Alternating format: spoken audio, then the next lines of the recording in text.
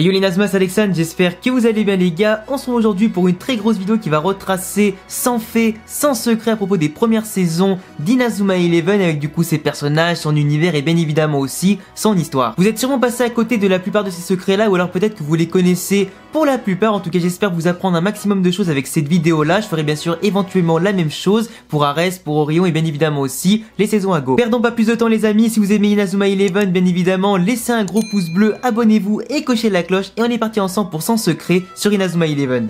Mark Evans est né le 22 août et d'ailleurs cela fait référence au premier jeu Inazuma Eleven sorti au Japon le 22 août 2008. Son nom japonais Mamoru Endo signifie protégé jusqu'au bout et fait référence non seulement à sa mentalité de son personnage mais aussi à son poste de gardien. Il existait un footballeur anglais du nom de Mark Evans dans le club anglais de Bradford mais ce n'est absolument qu'une coïncidence. D'après les jeux Inazuma Eleven, Mark se serait entraîné très dur la nuit à maîtriser les mains de l'infini mais n'a jamais réussi contrairement à Darren. Mark est l'un des seuls personnages et surtout l'un des seuls gardiens à avoir eu 3 postes différents dans l'anime et le manga, que ce soit gardien, libéraux ou milieu de terrain temporairement. Sa carte d'identité Inazuma Eleven licence contient le surnom de la légende. C'est aussi le personnage qui possède le plus de super techniques dans certains jeux Inazuma Eleven comme celui de Strikers.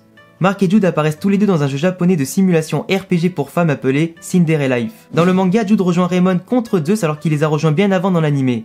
Dans le manga, il remplace d'ailleurs Nathan dans la composition alors que dans l'anime, il remplace Sam.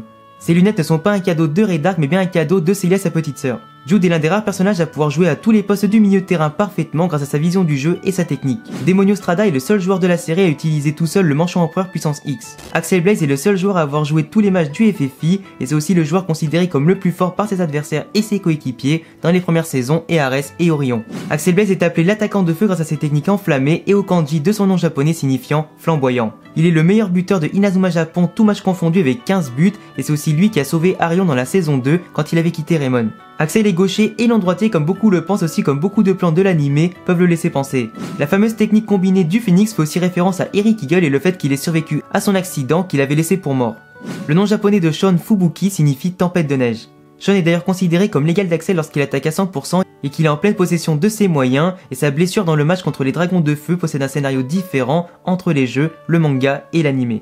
Il apprend d'ailleurs la super technique du loup légendaire contre Genesis dans l'anime mais contre les robots de garde dans le jeu Inazuma Eleven 2. Toutes les techniques combinées de Jack ont un rapport avec la météo, sont de type vent et ont aussi le mot trampoline à l'intérieur. D'après le manga, Jack pèse 150 kg à lui tout seul. Jack Wolfside n'a jamais été remplaçant ni a raté un seul match sauf en cas de blessure. Son nom japonais Kabeyama signifie le mur et la montagne, comme ses super techniques préférées. Scotty est le seul personnage présent à ne pas avoir appris de technique durant la saison 3, et Nathan est un des joueurs les plus rapides de l'anime. Son nom japonais possède le kanji du vent, ce qui explique la nature de ses techniques, c'est aussi un des joueurs les plus polyvalents de la série. Le personnage de Jim est très discret et sa façon d'apparaître durant les conversations et les événements de l'anime rappelle celle de Kuruko dans Kuroko Basket. Dans l'épisode 1 de la première saison de l'anime Inazuma Eleven, Todd joue à la DS et semblerait qu'il jouerait au premier jeu Inazuma Eleven. Steve est le seul joueur à part Paolo à maîtriser l'épée d'Odin dans les jeux vidéo.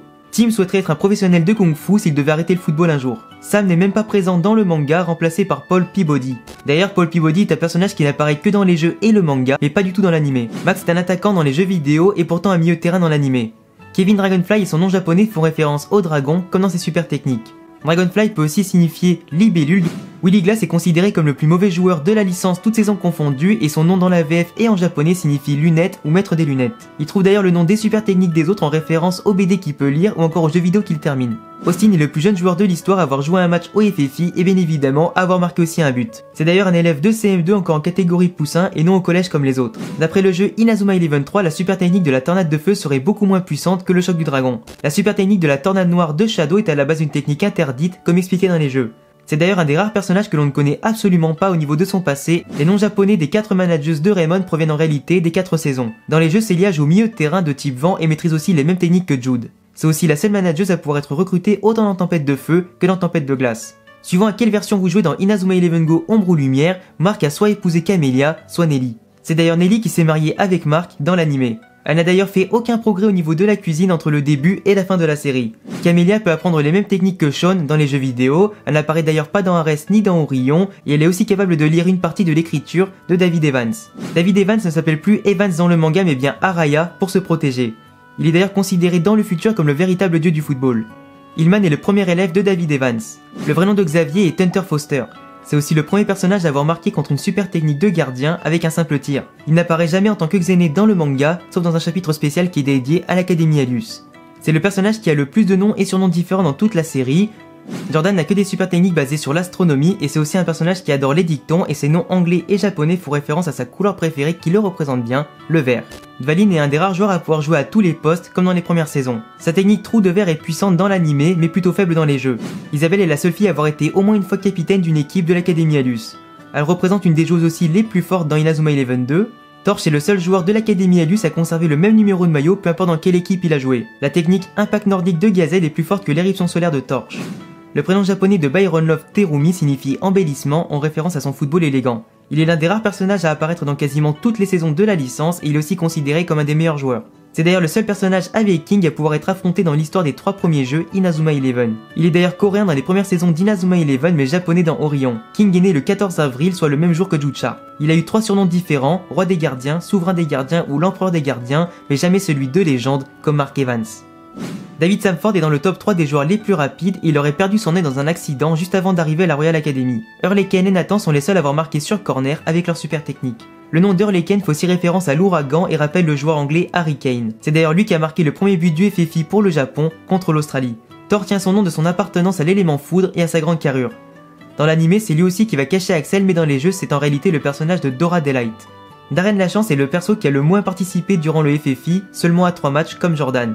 Paolo Bianchi est une référence à Paolo Rossi, un grand joueur italien. Robinho est le meilleur buteur du FFI et fait référence quant à lui à Ronaldinho. Thiago Torres est considéré comme le meilleur défenseur d'Inazuma Eleven voire toutes saisons confondues. Sa technique du mur de fer dont il est si fier est pourtant moins forte dans les jeux vidéo que dans l'anime. Edgar Partinus fait référence au roi Arthur et à la royauté britannique avec sa technique Excalibur et son comportement hautain.